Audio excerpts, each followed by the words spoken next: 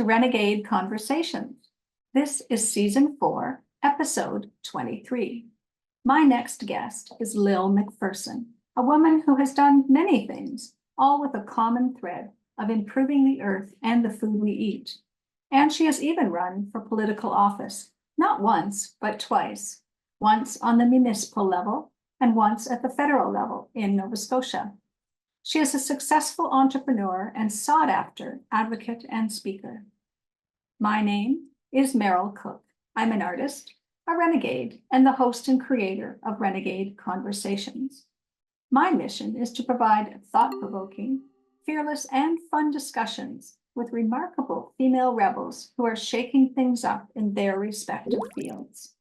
My hope is to make you question the norms and ignite your own renegade spirit. This episode of Renegade Conversations is sponsored by my wearable art clothing line. I've partnered with a local company in Montreal, Canada, to have photos of my artwork placed on elegant clothing. When you place an order, your piece is printed one at a time and sewn locally, the slow fashion way. I'll show you some pieces and tell you a bit more about it at the break.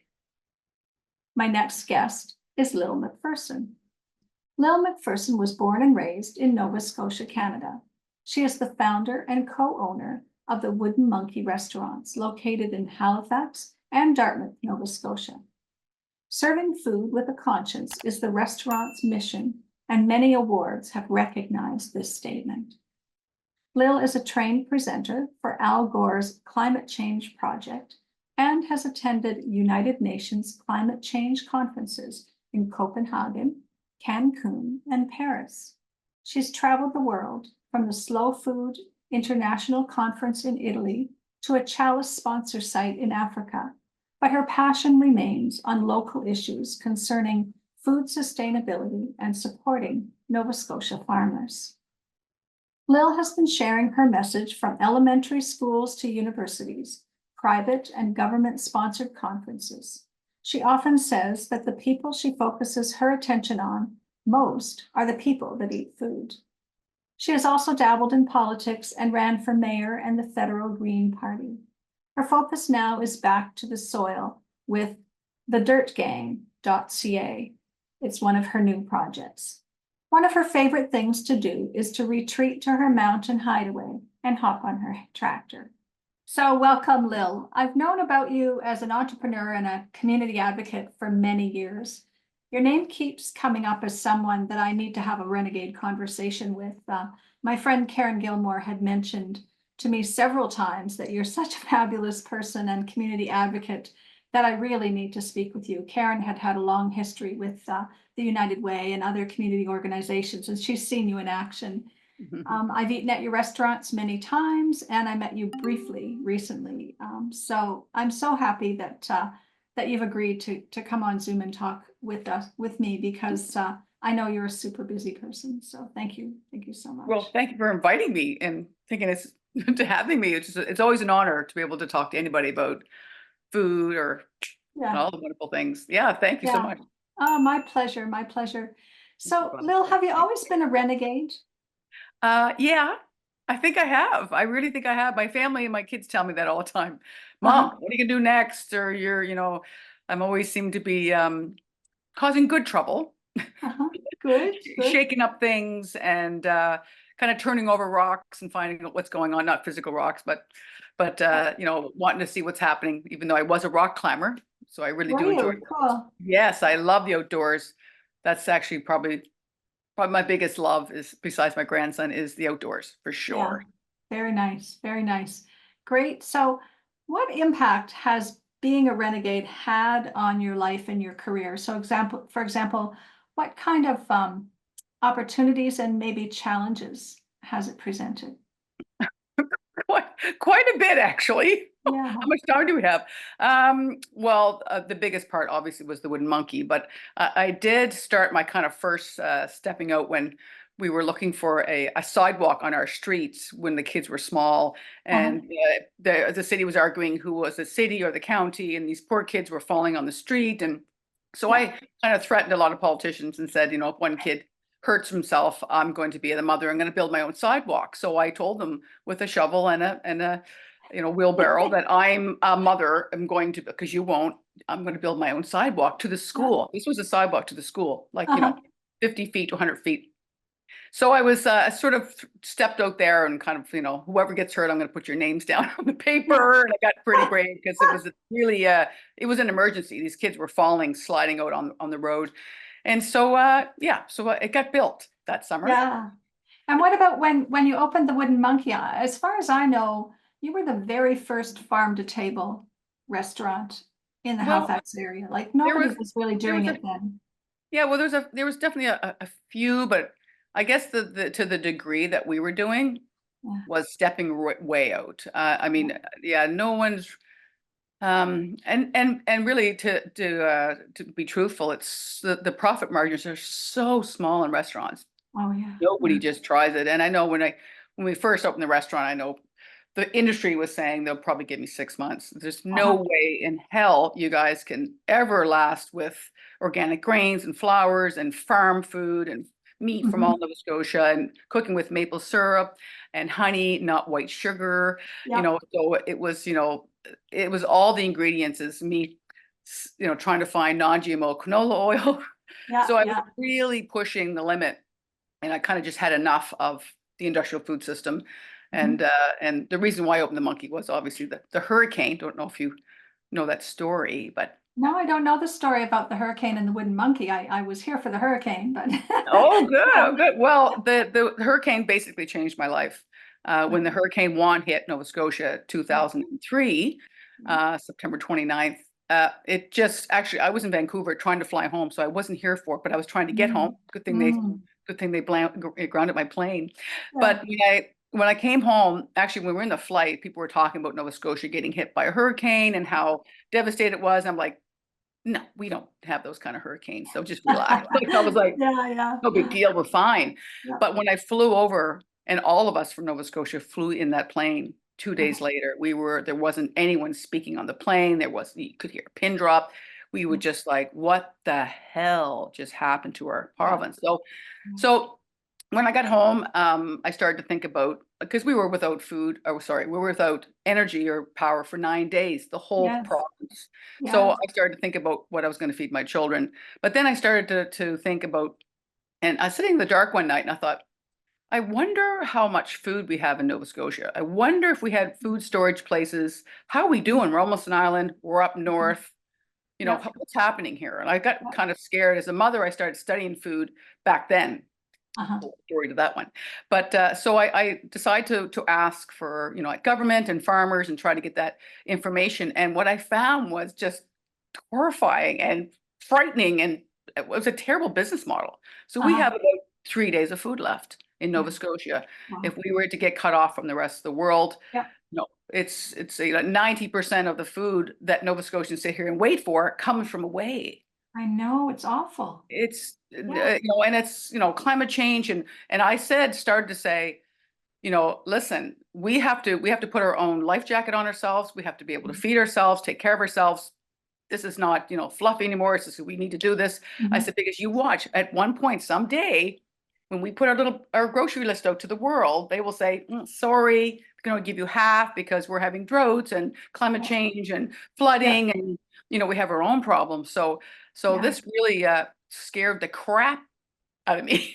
And I decided, well, what can I do? I'm a server. I know the restaurant business.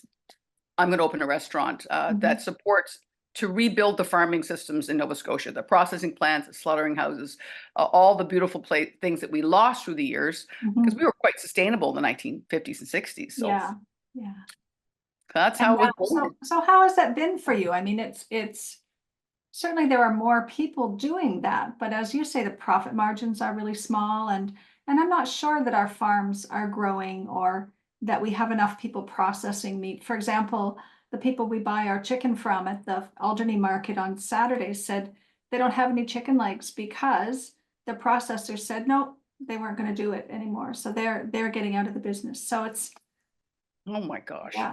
No, it's definitely a challenge, and because we used to have about 23 to 24,000 farms in the 1950s, 60s. Now we have about 2,700 farms. So we got to get busy. We know this isn't a joke. We gotta do this. We want to eat in the future and our children. So yeah, I mean, there are good stories and scary stories. We got some fantastic farmers. The Alderney Landing Farmers Market is booming. As you know, it's great. And a lot of new farmers are coming on board and doing real sustainable farming, like the meat and the chicken. All our meat comes from Nova Scotia. None of it ever has been outside Nova Scotia. We have I made that point 20 years ago and I went, sticking to it. And so, but also the beef and the chicken we buy is pasture raised, which is really different than free run and all that. So our chickens are very healthy and they're happy and they have a great time and they have one bad day. But it's one bad day when it's one bad day, they just look over there, boom, But we have chicken wing night Thursday nights. We have music and jazz, and people are like, "What? This chicken is like so good. These chicken wings because there's meat on it and they're real chicken and they can really really taste the difference." I And know, absolutely. So our beef also is grass finished. Which is a really big deal for your health. Fantastic for your health. I mean, I don't know any restaurant that's doing that. So I'm very proud of that. Yeah, well, you should be. And so being a renegade in this way, has that opened up opportunities for you as well? The Wooden Monkey has completely changed my life. Completely. It has put me in places and meetings and world meetings and all over the world that I would never have gone. And it really does. I went to my first climate change conference I went to in Copenhagen. It was the NDP just got into power at the time. And I went I went on my own to check out what's happening agriculture wise in the world. And I was going to bring it back home because it's a whole story. But Elliot Page and I had just had a biosolid conference. We're very successful. That's a whole different story.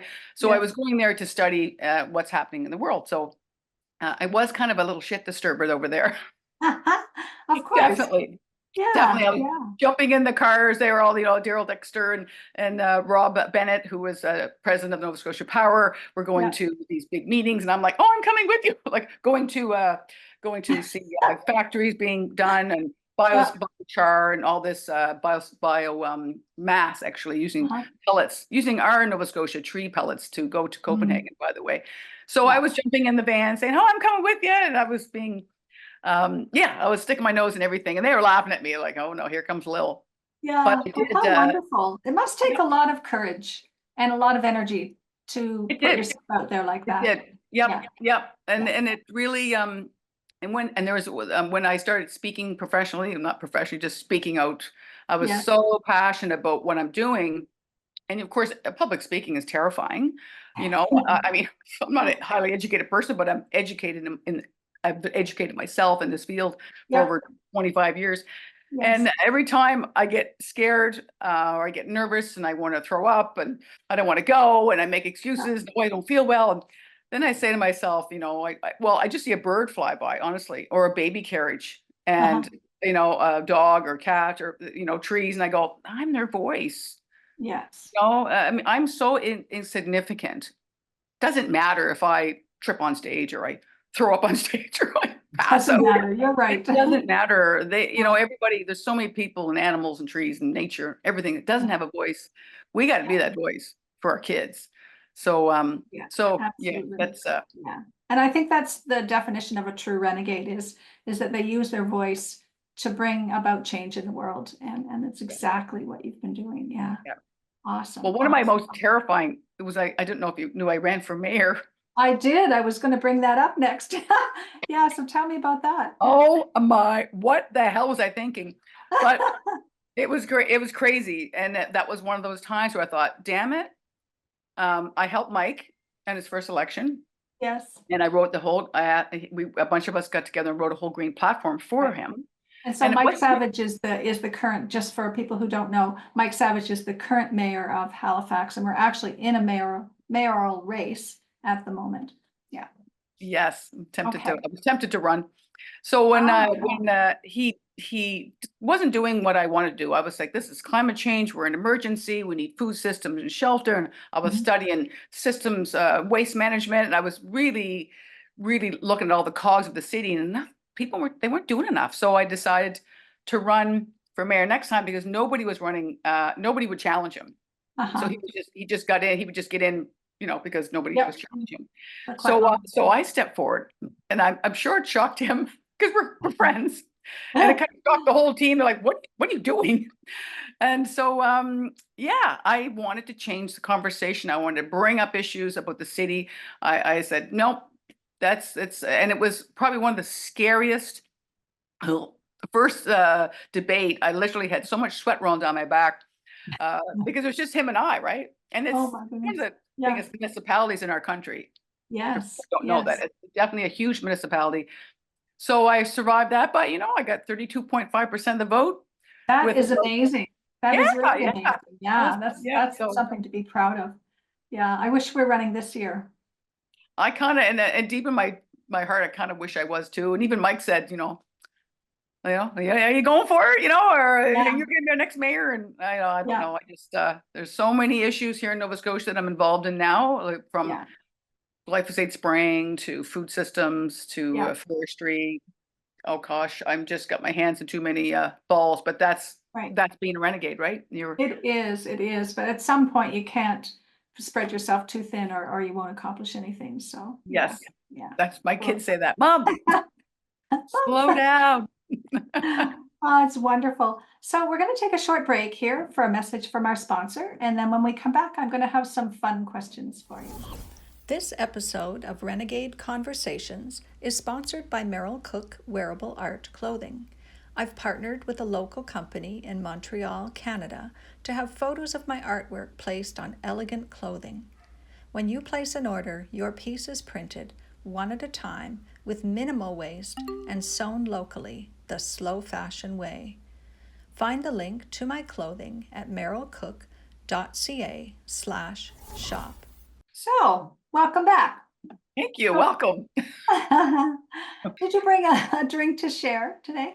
I did. I do have a little special drink that I drink a lot, and it's chaga tea. Nice. And I harvest chaga myself on my farm property, Oh, and lovely. I chop it up and I boil water and I brew it for 3 days. And I actually feed it to my dog, which is really helping him with his tumor in his bladder. It actually stopped him bleeding. So they call it the king of mushrooms. It is so powerful and amazing, but it's a really, really good tasting tea and so many benefits. You have to Google it because it's too many to mention. Yes, I actually drink chaga as well as reishi tea at Oh, different good. times. Sometimes I Yeah. mix them and yeah, it's a wonderful tea. And mushrooms they're very earthy and so they're very grounding, especially at this time of year. They're full of minerals and all other things. So yeah. Right. Oh, thank you They for sharing are. that. That's great. Yeah. So here's a fun question. Lil, in grade 2, what kind of a kid were you? Oh, I was really athletic, Mhm. and I also was kind of I know this is crazy. I was brought up in a kind of a crazy household. I will say that, Yeah. and so I found myself kind of protecting people if somebody was being bullied. Mhm. I'd be the one that jump on their back and fight them. Yeah. So Yeah. I was kind of a Yeah, I was kind of a kid that way. I was a good kid, but I was kind of felt like I was a protector Mhm. in a Mhm. way. So I was from a very challenged family life. Uh-huh. And so and in the family household, I was the protector. Uh-huh. So I was that role. That's Yeah. why it sort of kind of never left me. No, you can see that you're still doing that, but just in Yeah. different avenues. Yeah. Wonderful. Wonderful. Yep. Thanks. Thanks. And Lil, is there a line or a shape that would define you? So if you were going to draw a line or shape that represented you, or someone was going to draw you in that way, what would it look like? Probably my first instinct was an S because Uh-huh. it's just flowing. There's nothing straight about me. I'm just I'm ready to go wherever the water takes me. I'm like a willow, so Uh-huh. it's really easy for me to adapt quickly to situations. Yep. Yep. Awesome. Definitely, I can usually Nice. adapt to anything coming. That's restaurateur people. You have to be ready for things to fall off the wall, the ceiling to come down. You certainly do. Yeah, it's not for the straight and narrow kind of person for No, sure. not at Yeah. all. Not So at an all. S that flows and be ready to move in any direction. Yeah, I love that. I love Yeah. that. Excellent.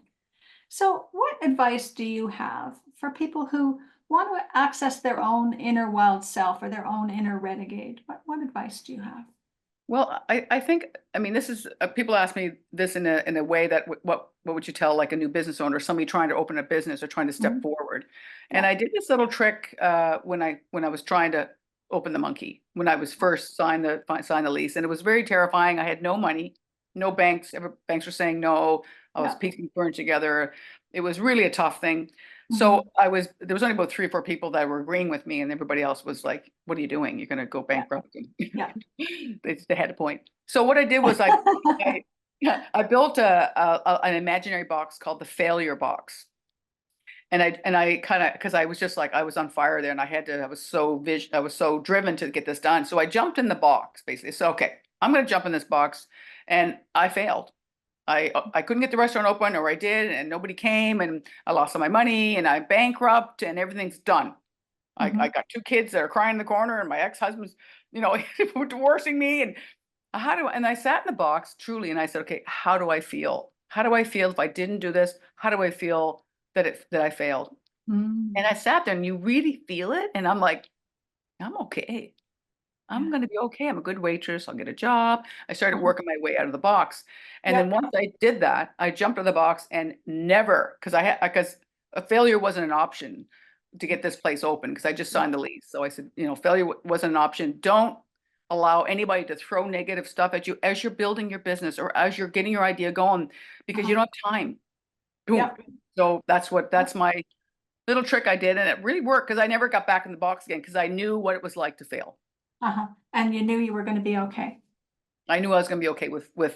failure and trying. So That's awesome. That's really awesome. So that applies to lots of situations. So not just becoming a renegade, but starting a business, starting something completely new. yeah, getting married. Yep. Yep. That too. Cool. And Lil, who's your favorite renegade? Oh, I have 2, but Uh-huh. I would say probably Mother Teresa. Okay. I And think what's the she's other one? So tell me uh about Mother Teresa and then you can tell me about the other one. Two is well, fine. they're 2 completely opposite. When I talk Yeah. about them, I love the 2 of them. Yeah. So Mother Teresa is because she had no money and nothing, and she had Uh-huh. so much power in the world. And I worked with someone that worked with her Ah, down in Haiti. And I actually has this amazing story, but she called after a doctor went down there and went home, was working for her sisters down there. She called him and said, I want you to come back to Haiti, and I want you to build, um, I think his name is Jeremiah. I want you to build a road. I want you to build a center in Jeremiah. And he said, Mother Teresa, I would love to do that for you, but you know that's impossible because there's no road to Jeremiah. I can't build a mhm. center without a road. She said, I didn't ask you to build a center. I asked the Germans to do that. I asked the Germans to build a road. I asked you to build a center. So this woman calls up, Germany. Hi, I need you guys to come and build me a road. Okay, Mother Teresa. Oh, that's so Hello, fabulous. doctor, I need you to build. Okay. Yeah. So the power she had with nothing, it Uh-huh. just so inspired me to It feed. really is inspiring. Yeah. Yeah. Awesome. Awesome. And who's your other favorite renegade? Oh, and Ray Anderson, who I adore. He's he's gone now in heaven, but I actually heard him speak, which is very inspiring. And he has the largest kind of flooring textile company in the world. Mm, And he had an epiphany on how his business was run, and he became one of the greenest businesses on earth.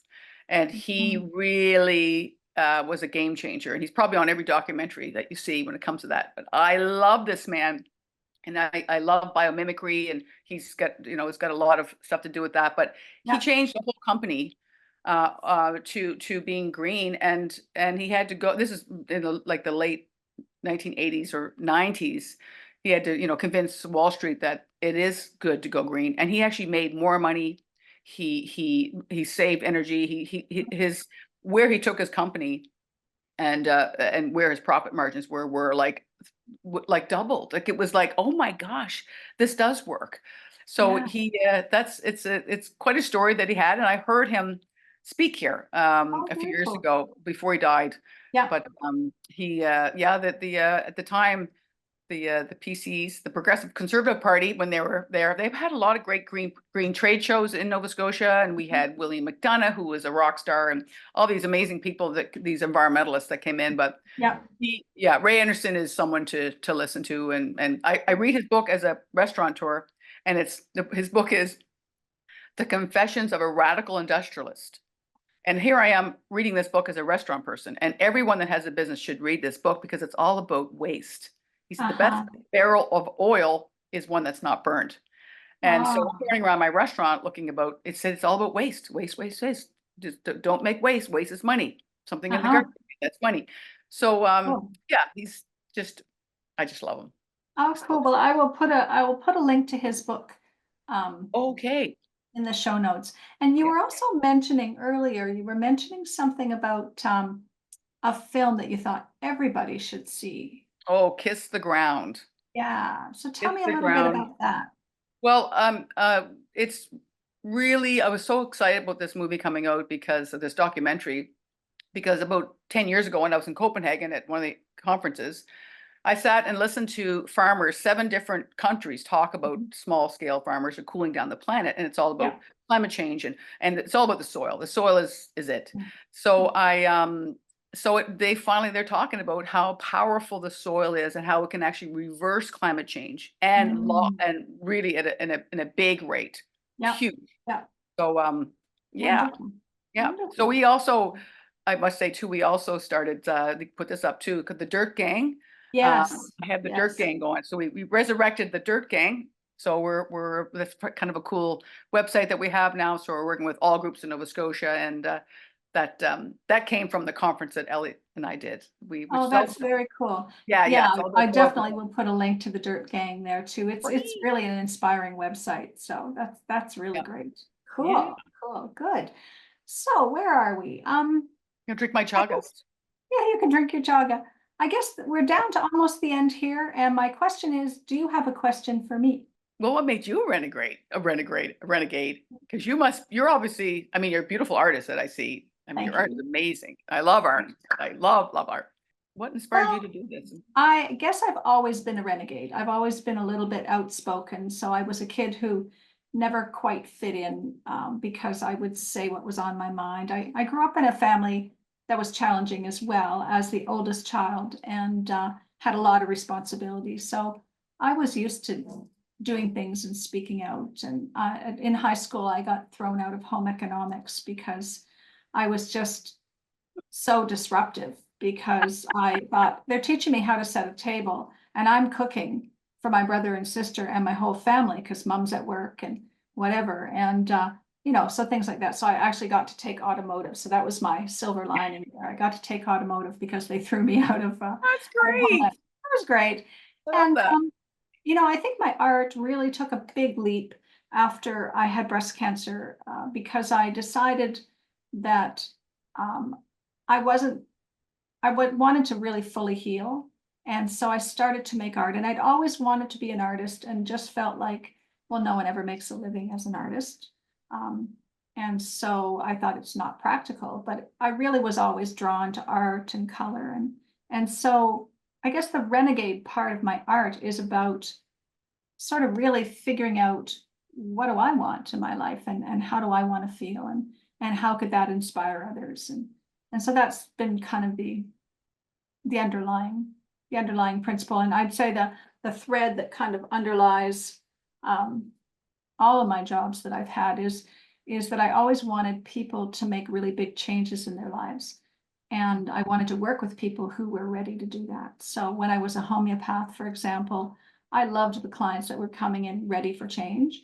The ones who just wanted a band-aid were a little bit frustrating. I wanted to see people who really wanted to heal. So when I was diagnosed with a serious illness, I thought, well, I better follow my own advice and Yeah. make space for what I needed. So That's yeah. wonderful. I'm so glad you healed. And I love homeopath. I studied that for a while myself. And I think Yeah, that's one of the most fascinating medicines on earth. And I agree. it just blows my mind when just the tinctures and how that works. It's like cures like. It's just really I amazing. know. I I love love it. it too. It's And I powerful. came to that because of, as a mother, I was, trying to help my kids, and I had my second of my third kids was diagnosed with an ear infection, and I thought, I don't want to go the tubes and the antibiotics for years root, and Yeah. so that's Yeah. where I got it. Well, But as a thank you. climber, I'd always carry arnica with me, Yeah, right? it's, So, it's oh, definitely. Everybody yeah, should have arnica in yeah. their I have it in in my their toolkit. car. I have it always on me. But, Yeah. that's great. That's amazing. That's wonderful. Yeah, wonderful. Yeah. Well, thank you so much for taking the time to have this conversation with me. I know you have a million things on the go, and I really admire what you're doing, and I look forward to following what's next for you. So There's lots coming. yeah, I know. That's Thank you so wonderful. much for having me. It's an honor. I couldn't believe you're asking me, like, oh my gosh, I'm invited on your show. That's really exciting. So thank you so much. That's really My cool. pleasure. My Yeah. pleasure. I hope hearing how Lil has done everything from being one of the first farm-to-table restaurants in Halifax to her advocacy work in food security has inspired you to embrace more of your renegade self. If you need a little help getting started, please reach out to me. This episode was sponsored by my wearable art clothing line.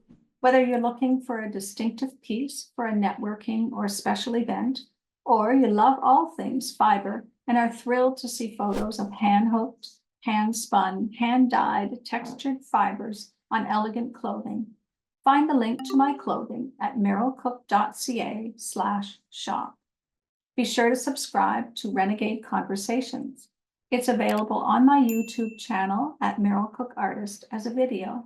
Or if you prefer to listen to the audio version, subscribe wherever you get your podcasts. Look for Renegade Conversations.